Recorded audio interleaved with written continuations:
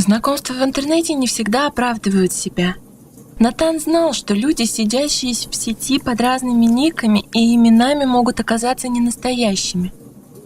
И все равно он познакомился с милой девушкой в онлайн-игре. Несколько месяцев они созванивались в скайпе и часами играли вместе, время от времени разговаривая на отвлеченные темы. Время летело быстро, и вот уже разговоры стали занимать больше времени, чем игра, а темы стали более личными. У нее не было парня, как она говорила, а у него не было девушки. И однажды Рита призналась, что она влюблена в Натана. Он давно уже ощущал влюбленность, но боялся признаться даже самому себе, а тут вдруг не смог больше сдерживаться. «И я тебя люблю», — ответил он. Виртуальная любовь начала напоминать пытку, потому что хотелось прикоснуться к девушке, обнять ее, поцеловать, прогуляться вместе. Вот только расстояние разделяло их немаленькое, почти 5000 километров. Рита не спрашивала, сможет ли Натан приехать, а он не предлагал, пока не понял, что он уже больше не может жить в неопределенности.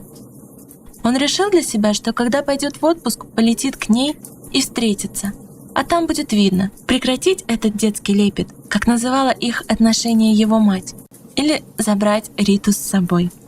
Для того, чтобы сделать девушке сюрприз, Натан попросил у нее почтовый адрес, чтобы отправить подарок.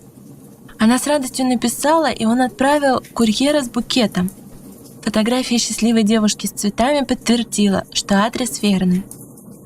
Отпуск было сложно дождаться, но когда наступил тот самый момент, Натан начал беспокоиться. Тревога поселилась в груди, однако он пытался давить ее в себе. «К черту все это! Все хорошо будет», — уговаривал себя Натан. Перелет занял более 10 часов. Уставший парень остановился в гостинице. Он несколько часов переписывался оттуда с Ритой, а когда убедился, что она дома, поехал туда. В кармане лежал браслет с бриллиантами, на который он копил, во многом отказывая себе несколько месяцев.